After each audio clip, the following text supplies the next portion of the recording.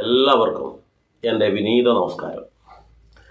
പ്രിയ കുടുംബാംഗങ്ങളെ, ഇന്ന് ഞാൻ നിങ്ങളുടെ മുന്നിലേക്ക് ഒരു ചോദ്യമാണ് കൊണ്ടുവരുന്നത്. എന്തെന്നാൽ നമ്മൾ ഒരു ദിവസം ഏറ്റവും കൂടുതൽ ചെലവഴിക്കുന്ന ഒരു സ്ഥലമാണ് നമ്മുടെ ബെഡ്റൂം. കാരണം നമ്മൾ വീട്ടിലിപ്പോൾ ഹാളിലാണെങ്കിൽ തന്നെ നമുക്ക് എത്ര സമയം ചെലവഴിക്കുന്നു നമുക്കറിയാം. അടുക്കളയിലായാലും നമ്മൾ അടുക്കളയിൽ തന്നെ ഇരിക്കുന്നില്ല, ഭക്ഷണം കഴിക്കുന്നു, വെളിയിലേക്ക് വരുന്നു. ഇനി സ്ത്രീകളാണെങ്കിൽ ചിലപ്പോൾ പാചകം ചെയ്യുന്ന ആ സമയം മാത്രം അവിടെ നിൽക്കും. പിന്നെ അവരവിടുന്ന് വർക്ക് ഏരിയയിലേക്ക് പോകും, ഹാളിലേക്ക് വരും, ബെഡ്റൂമിലേക്ക് വരും, വെളിയിലേക്ക് പോകും, അങ്ങനെയൊക്കെ ഉണ്ട്. പക്ഷെ ബെഡ്റൂമിൽ എന്ന് പറഞ്ഞാൽ ഉറങ്ങാൻ വേണ്ടി കിടന്നു കഴിഞ്ഞാൽ രാവിലെ എഴുന്നേൽക്കുന്നത് വരെ ആ ബെഡ്റൂമിലാണ് ഉണ്ടാവുക. ചുരുങ്ങിയതൊരു 6 മണിക്കൂറെങ്കിലും തുടർച്ചയായിട്ട് ചെലവഴിക്കുന്ന ഒരു സ്ഥലമാണ് ബെഡ്റൂം. ഇന്ന് ഞാൻ ചോദിക്കുന്നത് എന്താണെന്ന് വെച്ചാൽ, ഈ ബെഡ്റൂമിൽ യാതൊരു കാരണവശാലും ഉണ്ടാകാൻ പാടില്ലാത്ത ചില വസ്തുതകളുണ്ട്. ആ വസ്തുക്കൾ ഏതൊക്കെയാണ് എന്നാണ് ഞാൻ ചോദിക്കുന്നത്. നമ്മൾ ബെഡ്റൂമിൽ ഇത്തരം കാര്യങ്ങൾ വെച്ച് കഴിഞ്ഞാൽ അത് നമ്മൾക്ക് ദോഷമായി ഭവിക്കും എന്നുള്ളത് കൊണ്ടാണ് അങ്ങനെയുള്ള സാധനം ബെഡ്റൂമിൽ വെക്കാൻ പാടില്ല എന്ന് പറയുന്നത്. അത് എന്തൊക്കെയാണെന്ന് നമുക്ക് നോക്കാം. ആദ്യം തന്നെ നമ്മൾ മനസ്സിലാക്കേണ്ടത് എന്താണെന്ന് വെച്ചാൽ, മുഷിഞ്ഞ് നാറുന്ന വസ്ത്രങ്ങൾ നമ്മൾ മുൻപ് ഉപയോഗിച്ച, നമ്മൾ പകൽ ഉപയോഗിച്ചു, മറ്റൊരു സ്ഥലത്ത് ഉപയോഗിച്ചതിന് ശേഷമുള്ള ആ മുഷിഞ്ഞ വസ്ത്രങ്ങൾ ഒരു കാരണവശാലും ബെഡ്റൂമിൽ വെക്കാൻ പാടില്ല എന്നുള്ളതാണ് ഒന്നാമത്തെ കാര്യം. കാരണം ഇങ്ങനെയുള്ള വസ്ത്രങ്ങൾ നമ്മൾ അവിടെ വെച്ച് കഴിഞ്ഞാൽ അതിലറിയാലോ, മുഷിഞ്ഞതാണ്, നാറുന്നതാണ്, അതിൽ നിരവധി അണുക്കൾ ഉണ്ടാകും. നമ്മൾ ശാന്തമായിട്ട് ശരീരത്തിന് ഒരു ചലനവുമില്ലാതെ നമ്മൾ സ്വസ്ഥമായി കിടക്കുമ്പോൾ ഈ രോഗാണുക്കൾ നമ്മളുടെ ഉള്ളിലേക്ക് പ്രവേശിക്കാൻ സാധ്യതയുണ്ട്. തുടർച്ചയായിട്ട് ഇത്തരം കാര്യങ്ങൾ ചെയ്യുകയാണെങ്കിൽ നമ്മൾ ചിലപ്പോൾ ചില രോഗങ്ങൾക്ക് പോലും അടിപ്പെട്ടു പോകും എന്നുള്ളത് കൊണ്ട് തന്നെ ഈ ഒരു കാര്യം നമ്മൾ അവിടെ വെക്കുന്നത് ശരിയായ നടപടിയല്ല.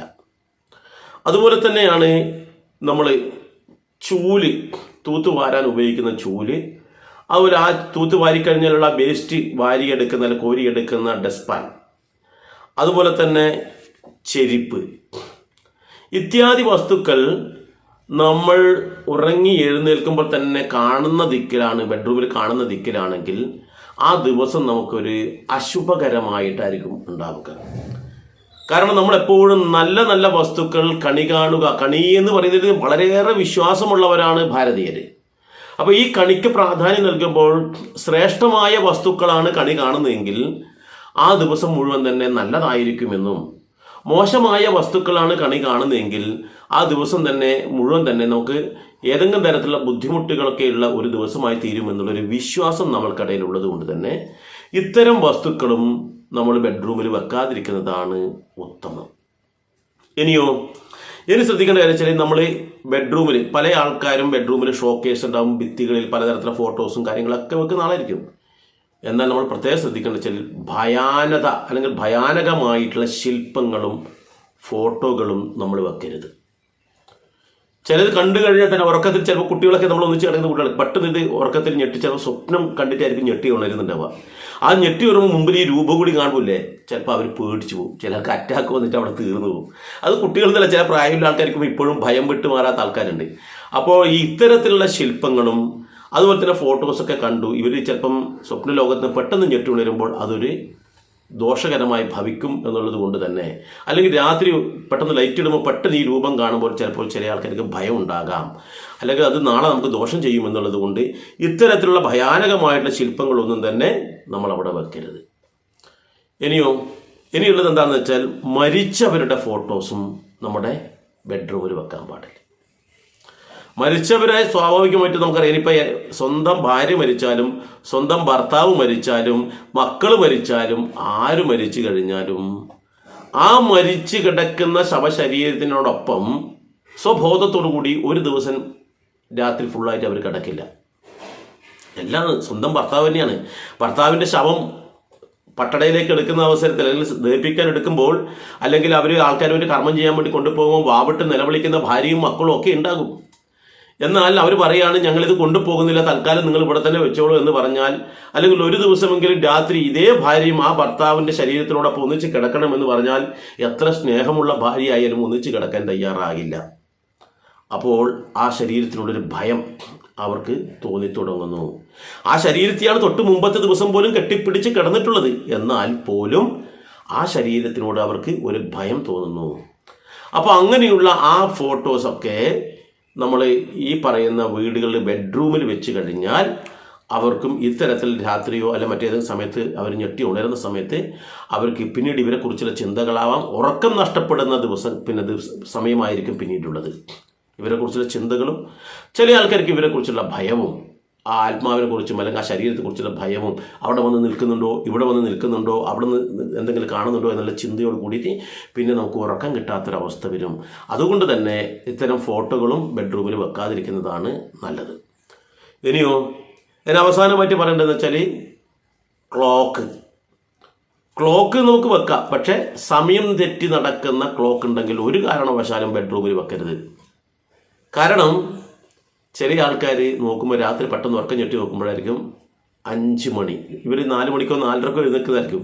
ചിലപ്പം ഇന്നലെ വൈകിട്ടേ ആ ക്ലോക്ക് അവിടെ നിന്നു. 5 മണിക്ക് ചിലപ്പോൾ ഇന്നലെ വൈകിട്ട് 5 മണിക്ക് നിന്ന് പോയതായിരിക്കാം. അല്ല 5:30 അത് സ്റ്റോപ്പായിട്ടുണ്ടാവാം. ഇവർ ശ്രദ്ധിച്ചില്ല. ഉറക്കത്തിൽ പെട്ടെന്ന് ഉറക്കം ഞെട്ടി നോക്കി വെറുതെ ക്ലോക്കിലേക്ക് അടിച്ചു നോക്കുമ്പോൾ സമയം 5:30. യഥാർത്ഥത്തിൽ സമയത്തിലേക്ക് വരാം 1 മണിയോ 2 മണിയോ ആയിരിക്കും.